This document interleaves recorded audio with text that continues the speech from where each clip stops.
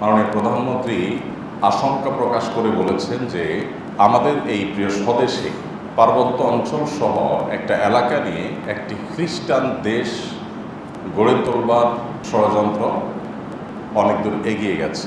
Chittagong, Myanmar, এখানে একটা খ্রিস্টান স্টেট বানাবে, বে অফ বেঙ্গলে একটা ঘাঁটি করবে, এয়ারবেস করে কার উপর হামলা করবে। এই জায়গাটার উপরে অনেকেরই নজর, সেটা আমি হতে দিচ্ছি না। অবাক করা ব্যাপার হলো, গেল 2 দশক ধরে, প্রায় 20 বছর ধরে এদেশের আলেম সমাজ প্রতিনিয়ত যে কথা বলে আসছিলেন, অনেক সময় আমরা মনে করছি হুজুররা কত কিছুই তো বলে, হুজুররা মাথা মোটা, আমরা একটা খারাপ কথা হুজুরদের শুনাই দিছি।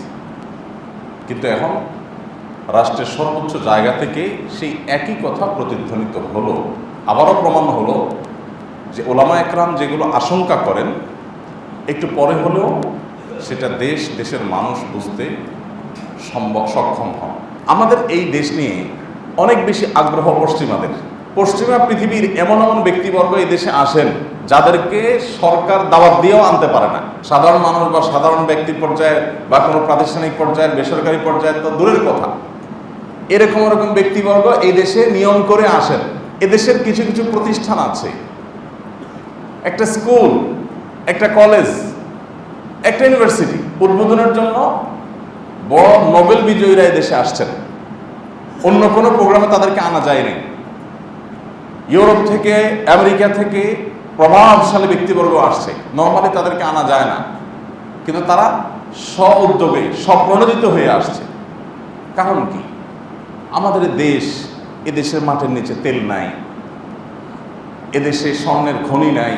আপনার কঙ্গোতে এবং ওই সমস্ত এলাকাগুলোতে, আফ্রিকার বিভিন্ন দেশে, সেখানে খনিজ সম্পদ আছে, সেখানে শান্তিরক্ষা মিশনের নামে সেগুলো লুট করার যে প্রচেষ্টা তাদের আছে, ওপেন সিক্রেট আমরা সবাই জানি। শান্তিরক্ষার নামে মাস্তান ভাড়া করে নিয়ে মাস্তানি করে আর সেখান থেকে সেগুলো লুট করা যায়। কিন্তু এদেশে তো সেগুলো নাই। এদেশের প্রতি এত আগ্রহ কেন তাদের? কারণ এদেশে তাদের একটা বড় এজেন্ডা আছে। তারা এই এজেন্ডা বাস্তবায়ন করেছে পূর্ব তিমুরে। মাননীয় প্রধানমন্ত্রী পূর্ব তিমুরের কথাটা আলাদা করে বলেছেন। প্রধানমন্ত্রীর জায়গা থেকে আঁচ করতে পেরে বলেছেন, নিশ্চয়ই তার কাছে এই বিষয়গুলো খোলাসা পরিষ্কার। ইন্দোনেশিয়ার পূর্ব তিমুরে আপনারা জানেন যে এরাই একদিন 2 দিনে না, দীর্ঘদিনের পরিকল্পনা করে আস্তে আস্তে আস্তে আস্তে সেখানে একটা খ্রিস্টান অঞ্চল গড়ে তুলেছে। এবং যে ভয়াবহ দাঙ্গা, রক্তক্ষয়ী সংঘর্ষ, খুনাখুনি মুসলিম খ্রিস্টানদের মধ্যে হয়েছে খ্রিস্টানে, সেটা আমরা ভুলে যাই নাই, এখন বেশি দিন আগের কথা না। এবং সুদানে, দক্ষিণ সুদানে একই কাজ করেছে। আমাদের এই প্রিয় স্বদেশেও একই কাজ তারা করতে যাচ্ছে। এই যে কুকি চীনের কথা শুনেন, আমরা অনেকে ধারণা রাখি না এরা কারা, এদের ধর্মীয় বিশ্বাসের দিক থেকে তারা কি করে না করে। গত 8-10 দিনের মধ্যে আমি একবার পার্বত্য অঞ্চলে গিয়েছিলাম, যাওয়ার সুযোগ হয়েছে। তো পার্বত্য অঞ্চলে কিছু এলাকা দেখে ঘুরে কিছু অবজার্ভ করা, এমনি একটু সময় কাটানো ফ্যামিলি সহ চেষ্টা করেছিলাম। কিছু জিনিস আমার পর্যালোচনায়, আমারও পর্যবেক্ষণে কিছু জিনিস পরিষ্কার হয়েছে। আমি আপনাদের সাথে শেয়ার করতে চাই কি চলছে সেখানে। কেন আলেম ওলামারা বিদেশি এনজিওগুলোকে সন্দেহের চোখে দেখে। এখন আমরা গত বেশ অনেক বছর ধরে দেখছি সরকার সবসময় বিদেশি এনজিওগুলোর ব্যাপারে অনেক বেশি সতর্ক। এই বিদেশি এনজিওগুলো তারা কি করে দেশে এসে, তাদের অবদানটা কি? এই দেশকে উন্নত করার পেছনে মূল ভূমিকা যেটা রেখেছে সেটা হলো গার্মেন্ট শিল্প এবং আমাদের প্রবাসী ভাইদের রেমিটেন্স। এর বাইরে বিভিন্ন বিশ্বের বড় বড় সংস্থাগুলো, তাদের লোন, তাদের ঋণ, তাদের অনেক অবদান আছে, সেগুলো অনস্বীকার্য। কিন্তু এই যে এনজিওগুলো বিলিয়ন বিলিয়ন ডলার তারা বাহির থেকে আনছে এই দেশে, কি করে তারা? তাদের কাজগুলো কি? তাদের কাজগুলোর ভিতরে অনেক কাজ তারা করে। মোটা দাগে আমি কয়েকটা আপনাদেরকে দেখাতে চাই। এর ভিতরে একটা হলো তারা প্রচুর পরিমাণে ক্ষুদ্র ঋণ দেয়। তাদের এদেশের কিছু সোল এজেন্ট আছে, এরা এদেশে তাদের বিভিন্ন এজেন্ডা, তাদের বিভিন্ন টার্গেট এটা বাস্তবায়নের জন্য কাজ করে। এবং বিভিন্ন ওয়েবসাইট ঘাটলে আপনি তাদের ওয়েবসাইটগুলোতেই তথ্যপত্র পাবেন যে কি পরিমাণ বিলিয়ন ডলার তারা বরাদ্দ পায় এই কাজগুলো করবার জন্য।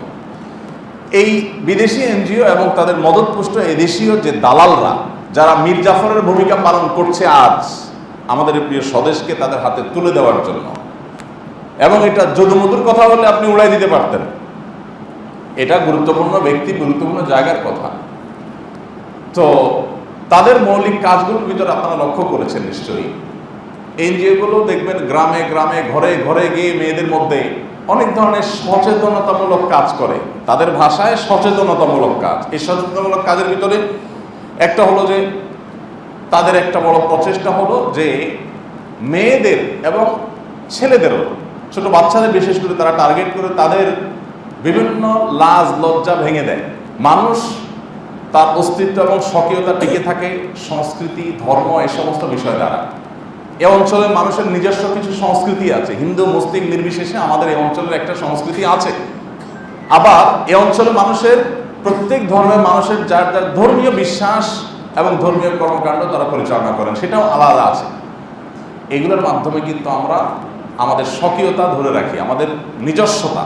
এটা যখন হারিয়ে যায়, মানুষের শিক্ষা, সংস্কৃতি, ধর্ম, এগুলো যখন মানুষ থেকে হারিয়ে যায়, তখন মানুষ নিজের অজান্তে আরেকজনের গোলামে পরিণত হয়, কোনো না কোনো সংস্কৃতি সে ধারণ করে।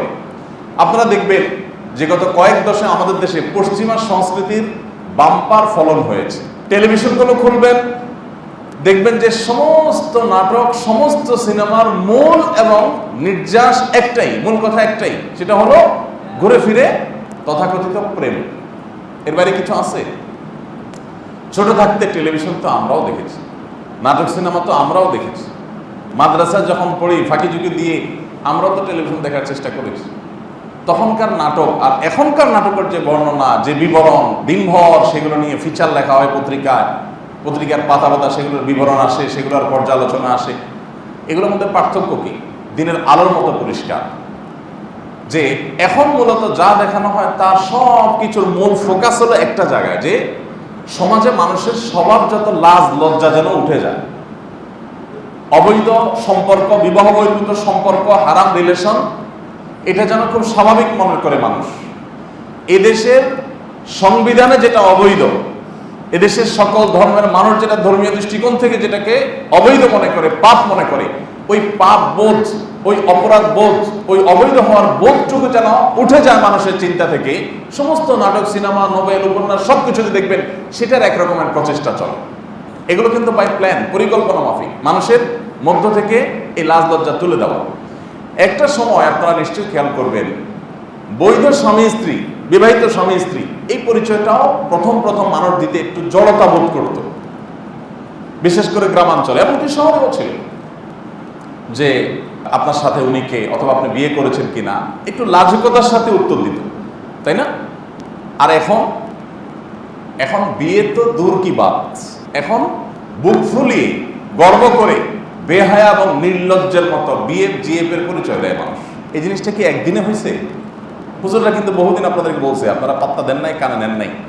এখন নিজের ছেলেটা যখন কোন একটা মেয়ের সাথে হারাম এবং অবৈধ সম্পর্ক করে বাপমা তুই চলে যা, এবার চোখের পানি টপ টপ করে ফেলেন, আর এসে বলেন হুজুর কোনো তাবিজ কবজ দিলে একটু ফিরে আসার সুযোগ আছে।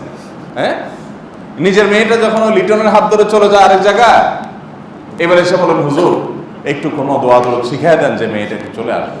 কিন্তু সারা জীবন হুজুরদেরকে বলছেন মৌলবীদের মাথা নষ্ট আছে, এরা বেশি বাড়াবাড়ি করে, সবকিছু নিয়ে এরা তেনা পেঁচা করে, শুধু ফতোয়াবাজি করে, এদের আর কোনো কাজ কাম নাই, খাইয়ে দেয়। হুজুররা বহু সাবধান করছে আপনাকে, নিজে গর্তে পড়ার আগ পর্যন্ত আমরা টের পাই না, আমাদের হোশ ফিরে আসে না। আমাদের এই অঞ্চলের মানুষের যে স্বভাব লাভ লাজুকতা, এটা শুধু মুসলমানদের না, এটা অঞ্চলের হিন্দুদের, এটা অঞ্চলের খ্রিস্টানদের, এই অঞ্চলের বৌদ্ধদের, এই অঞ্চলের সমস্ত মানুষের মধ্যে কম বেশি আছে। হিন্দু নয়, এরাও দেখবেন মাথায় কাপড় দিয়ে চলে দেশে, আছে না? তাদের মধ্যেও অশ্লীলতা, বেহায়াপনা, পশ্চিমাদের মতো খুল্লুম খোলা চলাফেরা করা, এটা এই অঞ্চলের মানুষের কালচার না। প্রত্যেকটা পৃথিবীর প্রতিটা অঞ্চলের মানুষের নিজস্ব কিছু কালচার থাকে। আমাদের এই কালচার আমাদের থেকে আস্তে আস্তে আস্তে আস্তে সরাই দেওয়া হচ্ছে, সে জায়গায় পশ্চিমা কালচারকে রিপ্লেস করা হচ্ছে, আপনারা দেখছেন, এবং দিন দিন সেটা ঘরে ঘরে প্রতিষ্ঠিত হয়ে যাচ্ছে। বিদেশি এনজিওগুলো এবং তাদের মদতপুষ্ট এদেশি দালালেরা, তারা এই জিনিসটাকে ঘরে ঘরে পৌঁছে দিয়েছে। আপনি হয়তো বলবেন ভাই এর সাথে দেশের স্বাধীনতা সার্বভৌমত্বের কি সম্পর্ক? স্বাধীনতা সার্বভৌমত্বের সম্পর্ক অনেক গভীরভাবে জড়িত ভাই। মানুষ ধর্মীয় বিশ্বাস থেকে, নিজের দেশত্ববোধ, দেশীয় সংস্কৃতি, এগুলোর যে এই বিষয়গুলোর যে চেতনা, সেটা থেকে মানুষ নিজের দেশকে ভালোবাসে, দেশ নিয়ে ভাবে, এবং এর বাইরে যখন মানুষ অন্যান্য চিন্তার মধ্যে হারিয়ে যায়, তখন মানুষের নিজস্ব স্বকীয়তা আর থাকে না, হারিয়ে যায়। তখন তাদেরকে শাসন করা নানাভাবে সহজ হয়। এখন আমরা অনেক কিছুকে ভালো মন্দ ডিফাইন করি পশ্চিমাদের দিয়ে, ইউরোপিয়ানদের দিয়ে। আমি একটা কথা প্রায় সবসময় বলি, পশ্চিমারা আমাদের চাইতে জ্ঞানে, বিজ্ঞানে, শিক্ষায়, সংস্কৃতিতে, সংস্কৃতি বলতে আপনার সাংস্কৃতিক ডেভেলপমেন্ট তারা যেটা করতে পারছে, তাদেরটাকে সারা পৃথিবীতে ছড়িয়ে দিতে পেরেছে। সেই জায়গা থেকে অবকাঠামো দিক থেকে, কলকারখানার দিক থেকে, তথ্য প্রযুক্তিতে, আবিষ্কারে, অন্য সব দিক থেকে তারা আমাদের থেকে 1000 বছর এগিয়ে। আমরা তাদের চাইতে ফ্যামিলি ব্যবস্থাপনায়, পারিবারিক বন্ডিংয়ে তাদের চাইতে আমরা 1000 বছর এগিয়ে। ওদের কলকারখানা অনেক মজবুত হতে পারে, ওদের রাস্তাঘাট অনেক সুন্দর হতে পারে, ওদের দালান কোঠা অনেক মজবুত হতে পারে, ওদের জ্ঞান বিজ্ঞানে অনেক এগিয়ে থাকতে পারে, কিন্তু পারিবারিক ব্যবস্থাপনায় ওরা আমাদের চাইতে 1000 বছর পিছিয়ে আছে। আমাদের এখানে এখনো মা বাবার প্রতি সন্তানের যে ভালোবাসা, এটা ওরা স্বপ্নেও পাবে না, কল্পনা তো দূরের কথা, স্বপ্নেও তারা দেখে না যে মা বাবাকে এত ভালোবাসা যায়, ওরা কল্পনাই করতে পারে না। ক্লাস 6-7 পোলাপান তার তথাকথিত স্বাধীনতা এটা সে ভোগ করে, বাপ মাকে রেখে সে তার মতো করে সে তার মতো কাজ করে, এবং তার দিকে চোখ তুলে কিছু বলার সাহস মা বাপের থাকে না, আইনগতভাবে নিষেধাজ্ঞা আছে। ভাই বোন পরস্পরকে আমাদের এখানে যতটা ফিল করে, ওদের ওখানে কল্পনা করে না। স্বামী স্ত্রীর মধ্যে এখনো আমাদের সমাজে দাম্পত্য কলহ চলছে, নানা রকমের আমাদের ক্রাইসিস যাচ্ছে, ফ্যামিলি ক্রাইসিস। এত কিছুর মধ্যেও আমাদের স্বামীরা স্ত্রীকে, স্ত্রীরা স্বামীদেরকে যতটা ভালোবাসেন, যতটা অন করেন, এদেশের ম্যাক্সিমাম পরিবারে এখনো স্বামীকে ছাড়া স্ত্রী, স্ত্রীকে ছাড়া স্বামী কল্পনা করতে পারে না। এখনো পর্যন্ত একে অন্যকে এত ভালোবাসেন যে মরণ পর্যন্ত দুজনের হাত ধরে জীবনটাকে কাটিয়ে দিতে চান। পশ্চিমারা এগুলো ওরা স্বপ্নে ওগুলো ভাবতে পারে না, কল্পনা ওরা করতে পারে না। কারণ এক একজনের পুরুষের 3টা করে 4টা করে গার্লফ্রেন্ড, আর মহিলাটার 3টা করে 4টা করে বয়ফ্রেন্ড। আমি প্রায় সময় আপনাদেরকে বলি, আপনারা ফেসবুক, সোশ্যাল মিডিয়াতে দেখবেন কিছু অ্যাপসের অ্যাডভার্টাইজ দেওয়া হয়। এই অ্যাডভার্টাইজগুলোর মধ্যে একটা অ্যাডভার্টাইজ আপনাদের চোখে পড়ছে নিশ্চয়ই, সেটা হলো যে হয়তো স্বামীটা ঘুমায় আছে বা মহিলাটা ঘুমায় আছে, তার আইফোনটা হাতের মুঠোয় আছে, তো তার সঙ্গী এসে, তার স্বামী বা স্ত্রী, তার সঙ্গী তার এসে মোবাইলটা লক খোলার চেষ্টা করে। লক খুলতে পারলেও হোয়াটসঅ্যাপ অ্যাপ, মেসেঞ্জার অ্যাপ এগুলো খোলার চেষ্টা করে, কার সাথে চ্যাটিং করে একটু দেখতে চায়, চেক করতে চায়, কিন্তু করতে গিয়ে দেখে হয় না। অর্থাৎ অ্যাপটা এত উন্নত যে এটা এমনভাবে লক করে রাখছে যে ওই লোক ছাড়া কেউ খুলতে পারবে না। এই যে অ্যাডভার্টাইজটা দিচ্ছে, অ্যাডভার্টাইজটার মধ্যে আপনারা পরিষ্কার একটা বার্তা পাচ্ছেন কিনা, তাহলে তাদের মধ্যে অবিশ্বাসটা কোন লেভেলে চলে গেছে যে খুল্লম খোলা অ্যাডভার্টাইজ দিয়ে নিজের অপকর্ম ঢাকার ব্যবস্থা নিশ্চিত করছে যে হ্যাঁ, তোমার অপকর্ম তুমি আকাম কুকাম করবা তলে তলে, একটা ঢাকার জন্য অ্যাপ এইভাবে লক করা যায়, তোমার বউ খুলতে পারবে না, তোমার আকাম দেখতে পারবে না, তোমার স্বামী দেখতে পারবে না, তোমার আকাম কেউ দেখতে পারবে না।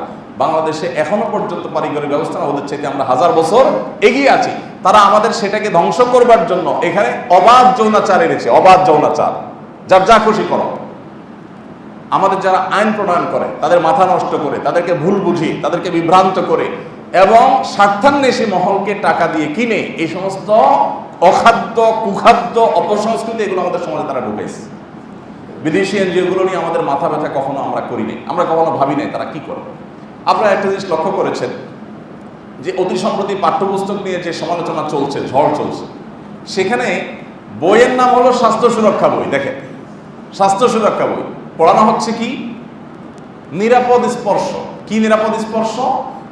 যে একটা ছাত্র, একটা ছাত্রী একজন আরেকজনের গায়ে হাত দিবে, টিচার গায়ে হাত দিবে, এটা কিছু মনে করা যাবে না, কোনো সমস্যা নেই। এক ছেলে আরেকটা মেয়ের সাথে তার হারাম সম্পর্ক হয়ে গেছে, বাপ মা কড়াকড়ি করছে, আর স্কুলে যেতে দেয় না, কেন ওখানে গেলেই সে এই সমস্ত অপকর্মে জড়ায়। তো এই জন্য বাপ মার গোষ্ঠী উদ্ধার করা হয়েছে, বইয়ে ভৎসনা করেছে, বাপ মা খুব খারাপ কাজ করছে, তার স্বাধীনতা তাকে দেওয়া উচিত, তার সে আকাম করতে দেওয়া উচিত তাকে। এ নাকি স্বাস্থ্য সুরক্ষা।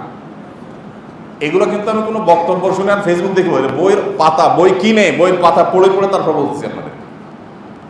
এগুলো কিন্তু এমনি এমনি হয় না। এই আমাদের বই যারা লিখছে তাদের পেছনে ইনভেস্ট করে কিভাবে এগুলো ঢুকানো হয়েছে, কারা ঢুকানো হয়েছে, ওপেন সিক্রেট, এখন সবাই জানেন এগুলো। এরাই আমাদের এই দেশটাকে, এদেশের স্বাধীনতাকে ধ্বংস করে তারা এদেশের মধ্যে একটা বিষ ফোঁড়া তৈরি করতে চাচ্ছে পার্বত্য অঞ্চলে। বার্মার কিছু এলাকা, আমাদের কিছু এলাকা নিয়ে তারা এখানে বিষ ফোঁড়া করতে চাচ্ছে। 20 বছর আগে পার্বত্য অঞ্চলে যেখানে 12,000 উপজাতি, এই গত 20 বছরে 12,000 উপজাতি খ্রিস্টান ধর্ম গ্রহণ করেছে। কতজন? 12,000 জাতি গত 20 বছরে খ্রিস্টান ধর্ম গ্রহণ করেছে। উপজাতীয়রা কি ঐতিহ্যগতভাবে খ্রিস্টান ধর্মের অনুসারী? আমাদের পাহাড়ি যারা, এই পাহাড়িরা কি ঐতিহ্যগতভাবে ইতিহাসগতভাবে তারা কি খ্রিস্টান ধর্ম অনুসারী? তাহলে কোত্থেকে 12,000 খ্রিস্টান আসলো হঠাৎ করে? এমনি বাতাসে হয়ে গেছে? এখানে খ্রিস্টান মিশনারিগুলো কাজ করেছে, তাদের এজেন্ডা নিয়ে আসছে, পশ্চিমারা এখানে আসছে, আসলেই তলে তলে গোপনে তারা ওইদিকে চলে যায়। আমি গত 10 দিন আগে যখন যাচ্ছিলাম, কাপ্তায়ে গেলাম, চেকপোস্টে দেখি আটকায়, শুধু আটকায়। তো এক জায়গায় গাড়ি থামায়, আমি এক সদস্যকে, চেকপোস্টের ডিউটিতে সদস্য জিজ্ঞেস করলাম, ভাই কি খুঁজেন এত? এই হুজুর মানুষ, আমাদের গাড়িতে কি আছে? না হুজুর, আপনারা তো আমরা চিনি, কোনো অসুবিধা নেই, আমরা দেখতেছি কোনো বিদেশি আছে কিনা। আমি তো অবাক হয়ে গেছি, বিদেশি খুঁজবে কেন? বিদেশি লোকেরা তাড়াতাড়ি ছাড়বে, পর্যটন এরিয়া, পর্যটক টানবে। কিন্তু ওনারা জানেন যে এরা ষড়যন্ত্র করবার জন্য এদেশে সেবার নাম দিয়ে এসে ওই জায়গা গিয়ে তাদের মিশন বাস্তবায়ন করতেছে, তলে তলে তাদেরকে ট্রেনিং দিচ্ছে, অস্ত্র দিচ্ছে, তাদেরকে ধর্মান্তরিত করছে, করে তারা প্রস্তুত করতেছে। পূর্ব তিমুর ঘোষণা করেছে আপনার ইন্দোনেশিয়া, আর দেখে দক্ষিণ সুদানে, ওরকম আমাদের দেশে। আমরা তো ঘুমায় আছি, এই সমস্ত কথা আমাদের কানে নেওয়ার সময় নাই। প্রত্যেকে যার যার চাচা আপনার জান বাচ্চা খেয়ে পড়ে ভালো আছে। ধ্বংস নিজের বুকে এসে পড়ার আগ পর্যন্ত আমাদের হুঁশ হয় না। এই এনজিওগুলো, এই বিদেশি মদতপুষ্ট সংস্থাগুলো, তারা আমাদের দেশে বসে ঘরে ঘরে সুদের বীজ ঢুকেছে না ঢুকায় নাই? আপনি গ্রামাঞ্চলে আপনি যান, টাকার কোনো অভাব নেই, আপনি যেই হন না কেন আপনি লোন পাবেনই পাবেন, আপনার কিচ্ছু থাকার দরকার নেই। সেটা হলো সুদের লোন। আপনাকে সুদের কিস্তিতে টাকা দিবেই দিবে। আপনি জীবনে মরে যান, আপনারা কেউ এসে মুখে একটু পানি দিবে না, আপনার একটা ওষুধ দিবে না কেউ এসে, আপনাকে ফ্রি কেউ এসে কোনো সেবা করবে না, আপনার অন্য কোনো একটা ক্ষতি হবে, সেখান থেকে আপনাকে কেউ বাঁচাতে আসবে না। সন্ত্রাসী, চাঁদাবাজি, মাস্তানি দ্বারা আপনি শেষ হয়ে যাচ্ছেন, আপনাকে কেউ উদ্ধার করতে আসবে না। কিন্তু আপনি বাড়ি করবেন, গাড়ি করবেন, দোকানদারি করবেন, যেটাই করবেন, আপনাকে সুদি লোন দেওয়ার জন্য তারা এসে হাজির। আপনি না নিলে ফুসলে ফাসলে হলেও দিবে। গ্রামের খোঁজখবর যারা রাখেন তারা জানেন এই এনজিওগুলো কি চায়, এই সুদের জাল বিছায়া তারা কি করতে চায়। মুসলমানদের ধর্মীয় চেতনা এটা যদি ধ্বংস করে ফেলা যায়, তাহলে মুসলমানদের দখল করা, তাদের উপরে কর্তৃত্ব জাহির করা এবং তাদের এজেন্ডাগুলো বাস্তবায়ন করা অনেক সহজ হবে। এবং সেই কাজটাই তারা কিন্তু করে যাচ্ছে। 20 বছরে যে 12,000 উপজাতি খ্রিস্টান ধর্ম গ্রহণ করেছে, অর্থাৎ খ্রিস্টান ধর্ম প্রচার করে ওখানে খ্রিস্টান রাষ্ট্র বানানোর চক্রান্ত চলছে, এই জিনিসটা বোঝার জন্য আপনার বেশি দূরে যেতে হবে না। আপনি ঢাকায় শুধুমাত্র এমবাসি এরিয়াগুলো, এগুলো বাড়িধারা, ওই সাইডটাতে যদি আপনি যান, আমি প্রায় 1 বছর ছিলাম এই যে জোয়ার সাহারা এলাকাতে। আপনি জোয়ার সাহারা এলাকাতে যদি যান, আপনি দেখবেন যে সেখানে প্রচুর পরিমাণ উপজাতিরা, পাহাড়িরা, তারা বিভিন্ন এমবাসিতে, এমবাসির অন্য কর্মকর্তাদের বাসা বাড়িতে, অফিস আদালতে তাদের কাজকাম করে।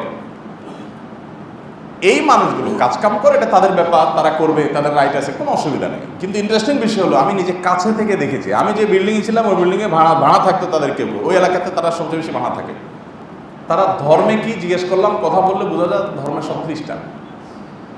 আপনি বেশি না, এই জোয়ারসারা যান, আপনি দেখবেন। তো আমি নিজে একটু বোঝার চেষ্টা করলাম ব্যাপার কি, এত খ্রিস্টান কোথেকে আসবে। বাড়িধারা যে ব্লক এরিয়াটা বিরাট বড় এরিয়া আছে, রীতিমতো খ্রিস্টান যারা হয়, ধর্মান্তরিত হয়, তাদেরকে এখানে ফ্ল্যাট দেওয়া, তাদেরকে এখানে আপনার পুনর্বাসন করা, এই কাজগুলো করা হয়। আমাদের সংবিধানে আপনারা জানেন, প্রলোভন দিয়ে ধর্মান্তরিত করা সংবিধানে নিষিদ্ধ লেখা আছে না? এরা তো প্রলোভন দিয়ে ধর্মান্তরিত শুধু করছে না, খুল্লম খোলাভাবে করছে এবং অবলীলায় করে যাচ্ছে। আরো অবাক করা বিষয় হলো, এদের বিরোধিতা করা তো দূরের কথা, আলেম ওলামারা ধর্ম প্রচার করতে গেলে পাহাড়ি এলাকায় তাদেরকে গ্রেফতার করা হয়। আলেম ওলামারা ইসলাম প্রচারের কথা বলে তাদেরকে নানাভাবে হয়রানি করা হয়। প্রশাসনের কিছু অসাধু অফিসারদেরকে তারা টাকা দিয়ে কিনে ফেলেছে, এরা তাদের দোষর হিসাবে পালন করছে। এরা দেশ বিরোধিতায় লিপ্ত, এরা আমাদের স্বাধীনতা সার্বভৌমত্বের বিরোধিতায় লিপ্ত কিছু লোক। আর এই বিদেশি এনজিওদের মদতপুষ্ট দেশীয় যে কিছু এনজিও আছে, এদের মধ্যে কিছু এনজিও ওপেন সিক্রেট, আপনারা সবাই জানেন, আমি আর নাম বলে মার্কেটিং করতে চাই না তাদের। তারা আমাদের পাঠ্যপুস্তক থেকে নিয়ে আমাদের সব কিছুতে বিষ ঢুকাচ্ছে। এদের পণ্যগুলো আমরা সকাল বিকাল কিনছি, এমন কিছু না যে তারা করে না। বীজ থেকে নিয়ে সব কিছু তাদের আছে। এটা চেইন, এটা জাল তৈরি করতেছে তারা। ইস্ট ইন্ডিয়া কোম্পানি এদেশে কিসের জন্য আসছিল? ব্যবসার কথা বলে আসছিল। এরপরে তারা এই দেশ দখল করে কত বছর আটকে রাখছে। এই যে 200 বছরের গোলামির জিঞ্জিরে আমাদেরকে আবদ্ধ করেছে। আসছে কিন্তু খুব সীমিত কিছু মানুষ, অল্প কিছু মানুষ, কয়েক মানুষ আসছে, তারা এসে এই কোটি কোটি মানুষকে গোলাম বানায় রাখছে। এখন তারা আসছে সেবা করার নাম দিয়া, তারা আমাদের সেবা করতে চায়। এই সেবার নাম দিয়ে তারা আমাদের সমাজে বিষ পুশ করে দিচ্ছে। ভাইরা আমার, 2017 আগস্ট মাসে পার্বত্য অঞ্চলে চট্টগ্রামের ওই বেল্টে 365টা গির্জা ছিল। মাত্র 3 বছরের ব্যবধানে 2020-এর আগস্ট মাসে এসে সেখানে গির্জার সংখ্যা দাঁড়িয়েছে 440টা। ব্যাপার কি? এত গির্জা বাড়ছে কারণ হচ্ছে খ্রিস্টান নতুন নতুন খ্রিস্টান করছে, হাজার হাজার মানুষকে তাদেরকে গির্জা তৈরি করে, এদেরকে খ্রিস্টান ধর্মে দীক্ষিত করে, তারপরে তাদেরকে প্রশিক্ষিত করে, তাদেরকে অস্ত্রশস্ত্র দিয়ে তাদেরকে আলাদা রাষ্ট্র গঠন করার জন্য তারা প্ররোচিত করছে এবং রেডি করছে।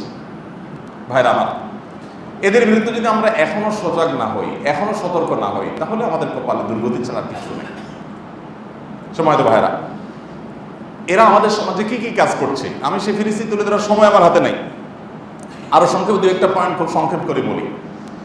আপনারা জানেন যে আমাদের, যেটা আমি বলছিলাম যে স্বভাবজাত লজ্জা, লাজুকতা, এটাকে নষ্ট করার জন্য তারা নানা রকমের মুখরোচক স্লোগান বের করছে। আমরা অনেকে সেগুলোকে খুব খুশি মনে গ্রহণও করছি। তার ভিতরে একটা হলো যৌন শিক্ষা। আমাদের পাঠ্যপুস্তকে কিন্তু অলরেডি যৌন শিক্ষা, আমাদের মূল কারিকুলাম আমাদের যৌন শিক্ষা ইনক্লুড। যৌন শিক্ষা দেওয়ার গুরুত্ব বুঝাচ্ছে, মনে করতেছে না পরিণত বয়স হলে মেয়ে তার যৌন শিক্ষা তার পাওয়া উচিত, মাসিক, এটা লুকানোর কিচ্ছু নাই, তারপরে যাইয়া প্যাড কিনতে হবে, এটা এত লুকোচাপা করে কেনার কিচ্ছু নাই, এগুলো খুল্লম খোলা কিনতে হবে, বলতে হবে, কিনতে হবে। এটার নাম দিয়েছে ট্যাবু ভাঙতে হবে। আচ্ছা, মানুষের বিশেষ করে বাচ্চাদের সহজাত যে লাজুকতা, সহজাত যে স্বভাবজাত যে লজ্জাশীলতা, এটা কি ভালো না খারাপ? এই লজ্জাশীলতা যদি চলে যায় তাতে মানুষের ভালো কিছু হবে না খারাপ কিছু হবে? দেখুন, আমাদের সন্তানরা, প্রত্যেকটা সন্তান, ছেলে হোক আর মেয়ে হোক, যৌনতা সংশ্লিষ্ট যে সমস্ত বিষয়গুলো সম্পর্কে তাদের সচেতন হওয়া দরকার, এগুলো পারিবারিকভাবে মা বাবা তাদের মতো করে বাচ্চাদেরকে শেখাবেন। এটাই আবহমানকাল থেকে, পৃথিবীর জন্ম থেকে এই পর্যন্ত একটাই সিস্টেম চলে আসছে, মানব সভ্যতা এই সিস্টেমেই চলে আসছে এই পর্যন্ত।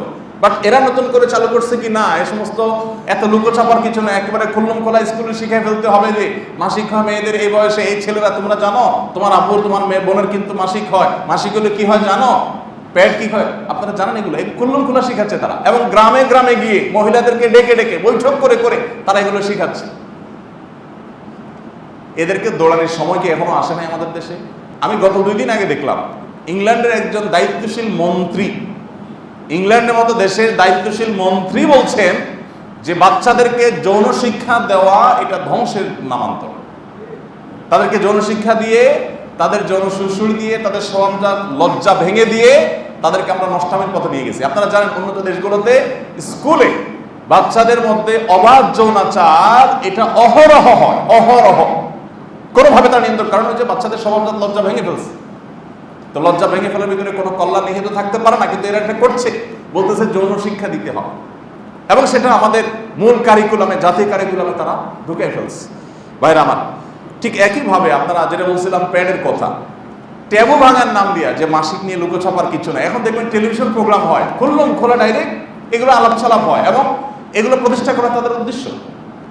তারা কিন্তু আপনার প্যাড সম্পর্কে, মেয়েরা মাসে তুলে প্যাড কিনবে, দোকানদারের কাছে যায় গোপনে বলে কোনো রকম কিনে নিয়ে চলে আসে।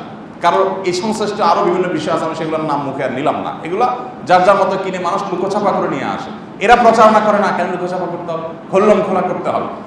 আপনারা অবাক হবেন, এই দুষ্ট চক্র, এই এনজিও গুলো একবারে এদের নেতৃত্বে যারা আছে, সেই প্রতিষ্ঠান রীতিমতো শেখায় যে মেয়েদের মাসিক হলে তাদের প্যাড লাগবে। এই কথা ভাইকেও না, ডাইরেক্ট বাপকে যায় বলতে হবে, মার কাছে না। কারণ লজ্জা কিসের, এটা ভাঙতে হবে, এটা ট্যাবু। আমরা মনে করতেছি বাহ আধুনিক, তো নতুন কিছু হইলে বাঙালি আমরা বড় হুজুগে হয়ে মাতাল হয়ে পড়ি, আমরা ওটা পিছনে অনেক সময় ঝাঁপ দিয়ে পড়ি। ভাইরা আমার, এরা আমাদের এই দেশকে, এদেশের মানুষকে সুদের জালের মধ্যে আটকে ফেলেছে। তারা আমাদের এই দেশে স্বভাবজাত লাজুকতা, লজ্জাশীলতা ধ্বংস করে ফেলেছে। আজকে যে আমরা উচ্ছৃঙ্খল যুব সমাজ, তরুণ কিশোরদের একটা অংশ দেখতে পাই, এটা তাদেরই ফসল। তারা নাটক সিনেমার মাধ্যমে অবাধ যৌনাচার, বিবাহিত সম্পর্ককে নর্মালাইজেশন করে ফেলছে। তারা আমাদের সমাজে যত রকমের অনাচার আছে এগুলো সব আমদানি করেছে। সর্বশেষ আপনারা দেখতে পেয়েছেন যে ট্রান্সজেন্ডার শব্দের মায়ের পেছে তারা সমকামিতাকে প্রতিষ্ঠা করেছে। কিভাবে প্রতিষ্ঠা করেছে আপনারা অবাক হয়ে যাবেন। প্রচুর পরিমাণ ড্রপ সেন্টার তারা করেছে সমকামিতার কাজ নিরাপদে করবার জন্য। বিভিন্ন ক্লিনিক খুলে খুলে সেখানে স্বাস্থ্যসেবার নাম দিয়ে সেখানে তারা সেই আয়োজন করছে। এবং গতকাল না পরশু বোধহয় দৈনিক ইত্তেফাকের একটা রিপোর্ট দেখছিলাম যে যেভাবে ছড়িয়ে পড়ছে ভয়াবহভাবে বাংলাদেশের সমকামিতা, পশ্চিমা দুনিয়ার মানুষেরা তারা পেরেশান এই সমস্ত বিষয়গুলো। অভিভাবকরা, প্যারেন্টসরা রীতিমতো পেরেশান ছেলে মেয়েদের বিষয়গুলো নিয়ে, যে তাদের ছেলে মেয়েকে তারা কিভাবে নিয়ন্ত্রণ করবে, সমকামিতা থেকে বাঁচাবে। কেউ একজন বলছিলেন যে ওই সমস্ত দেশে, ওই সমস্ত এলাকায় কোনো অভিভাবক যখন টের পায়, অভিভাবক নিজে প্র্যাকটিসিং ৫ ওয়াক্ত নামাজ রোজা করে, এই অভিভাবক যদি জানে তার ছেলেটা কোনো মেয়ের সাথে অ্যাফেয়ার্সে গেছে, হারাম সম্পর্কে গেছে, ওই নামাজি মানুষটাও আলহামদুলিল্লাহ বলে, আল্লাহ শুকর আদায় করে। ব্যাপার কি? হারাম রিলেশনে গেছে, অবৈধ সম্পর্কে গেছে, বাবা তো নাউজুবিল্লাহ বলবে। নাউজুবিল্লাহ না বলে নাকি? সবার কথা বলছি না, কোনো কোনো ক্ষেত্রে এরকম হয় যে কোনো কোনো অভিভাবক আলহামদুলিল্লাহ বলে। কেন আলহামদুলিল্লাহ বলে? আলহামদুলিল্লাহ এই জন্য বলে যে সে অন্তত গে হয় নাই। বুঝলেন না কথা? সে সমকামী হয় নাই। সমকামী হবে কিনা এটা নিয়ে ভয় ছিল। আমার একান্ত পরিচিত বাংলাদেশি প্রবাসীদের অনেকে আছে, আমেরিকা প্রবাসী একজন আছে আমার পরিচিত, বললেন যে তারই নিয়ারেস্ট আত্মীয় ছেলেটা সমকামী হয়ে গেছে। মা বাবার কান্নার কোনো শেষ নেই। এই মা বাবা জীবনে কোনোদিন নাতি নাতনির চেহারা দেখবে না। ভাইরা আমার, এই অসভ্যতা তারা এখন আমাদের সমাজে ছড়াচ্ছে। এদের বিরুদ্ধে আমাদের সোচ্চার হতে হবে, সজাগ হতে হবে এবং তাদের ষড়যন্ত্রগুলোকে আমাদের নস্যাৎ করতে হবে। আল্লাহ তাআলা আমাদের প্রিয় ভূমিকে, প্রিয় মাতৃভূমিকে সকল ষড়যন্ত্র থেকে আল্লাহ তাআলা হেফাজত করুন।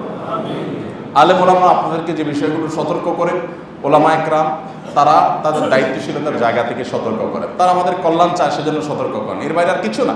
আমরা যদি সতর্ক না হই, আমরা যদি নিজেদেরকে সংশোধনের পথে আনতে না পারি, তাহলে সেক্ষেত্রে আমাদের ধ্বংস অনিবার্য হয়ে যাবে। আমরা তাদের সকল ষড়যন্ত্র থেকে সতর্ক থাকবো। আমাদের অনেকে আসেন খুব পাতলা চিন্তা করেন।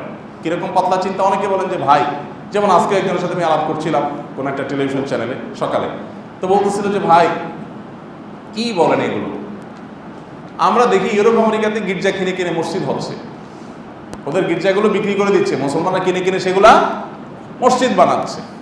খ্রিস্টানরা দলে দলে মুসলমান হচ্ছে, অন্য ধর্মে চলে যাচ্ছে, ওদের ধর্ম কোনো পালাই নাই। ওরা আবার এখানে খ্রিস্টান ধর্ম প্রচার করতে কেন যাবে? এটা অনেকে বলেন।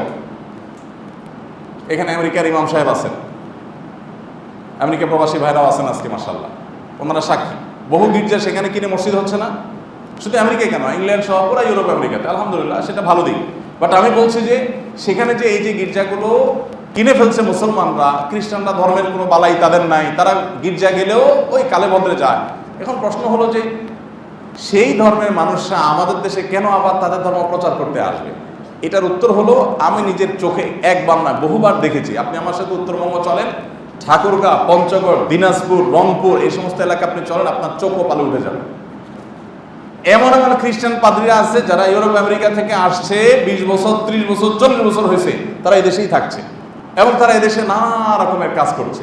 শিক্ষা প্রতিষ্ঠানগুলো, ভালো ভালো শিক্ষা প্রতিষ্ঠানগুলো তারা করে, কারণ জানে যে পোলাপান শিক্ষা প্রতিষ্ঠানে ভর্তি করতে হবে, মুসলমানের ছেলে তাদের প্রতিষ্ঠানে পড়বে, পড়ে পড়ে তাদের কালচার, কৃষ্টি, চিন্তা এগুলো লালন করে করে বলা হবে, এগুলো করে বোমার মতো কাজ করবে। এটা তারা ঘরে ঘরে করছে। এখন পার্বত্য অঞ্চলে তারা খ্রিস্টান ধর্ম ছড়িয়ে দিয়ে তারা কি লাভ করতে চায়? তাদের তো ধর্মের তেমন কোনো বালাই নাই, আগ্রহ নাই। এর উত্তর হলো, তারা তো আসলে ধর্মীয় প্রচারের জন্য এটা করছে না, ধর্মটাকে অস্ত্র হিসেবে ব্যবহার করছে। কারণ জানে ধর্মীয় চেতনা, ধর্মীয় আদর্শ এটা মানুষকে জীবন দিতে উদ্বুদ্ধ করে। অন্য কোনো কিছুতে মানুষ এতটা জীবন বাজি রাখতে উৎসাহ বোধ করে না যতটা ধর্মীয় চেতনা থেকে করে। এই জন্য খ্রিস্টান ধর্ম গ্রহণ করলে তাদের সাথে একটা রিলেশন তৈরি হবে, তারা তাদের কমান্ড মানবে, তারা তাদের কথা শুনবে, খ্রিস্টান ধর্মের কথা বলে তাদেরকে যুদ্ধে প্ররোচিত করবে। আজকে যে কুকি চেনের কথা আমরা শুনছি, আমি নিজেও জানতাম না যে এদের ধর্মীয় বিশ্বাসের জায়গা থেকে এরা কোন বিশ্বাস লালন করে। আমি মনে করতাম বৌদ্ধ, পাহাড়িদের মধ্যে যেটা নর্মালি হয়, কিন্তু অবাক হলাম যে না, তারা খ্রিস্টান ধর্ম অনুসরণ করে। এর মানে কি দাঁড়ালো? এর মানে হলো যে খ্রিস্টান ধর্মটাকে শুধু অস্ত্র হিসেবে ব্যবহার করছে। এখানে ধর্ম ইস্যু না, ইস্যু হলো দখল, ইস্যু হলো রামরাজত্ব কায়েম করা, ইস্যু হলো এখানে একটা রাষ্ট্র গঠন করা, ইস্যু হলো আমাদের স্বাধীনতা নষ্ট করা। অতএব এই বিদেশি এনজিওগুলো আপনাদেরকে যদি কিছু দেয়, মুখরোচক, ওটাকে আপনারা গ্রহণ করবেন না আল্লাহর রাস্তায়, ভাববেন, বিবেচনা করবেন, পর্যালোচনা করবেন ভালো মন্দ, তারপর সেটা গ্রহণ না করার সিদ্ধান্ত গ্রহণ করবেন। আল্লাহ রাব্বুল আলামিন এদের সকল ষড়যন্ত্র থেকে আল্লাহ তাআলা আমাদের প্রিয় মাতৃভূমিকে হেফাজত করুন। আমরা যদি তাদের এই ষড়যন্ত্র সম্পর্কে আঁচ করতে না পারি, এবং যদি আমরা আমাদের করণীয় ঠিক করতে না পারি, আমরা যদি সতর্ক এবং সাবধান না হই, তাহলে ধ্বংস অনিবার্য হয়ে যাবে। আল্লাহ তাআলা আমাদের সবাইকে দ্বীনি যে চেতনা, ধর্মীয় যে চেতনা, সেটা আমাদের প্রত্যেককে যার যার মধ্যে ধারণ করার তৌফিক দান করুন। জাযাকুমুল্লাহ খাইর ওয়া আখিরু দাওয়ানা আলহামদুলিল্লাহি রাব্বিল আলামিন।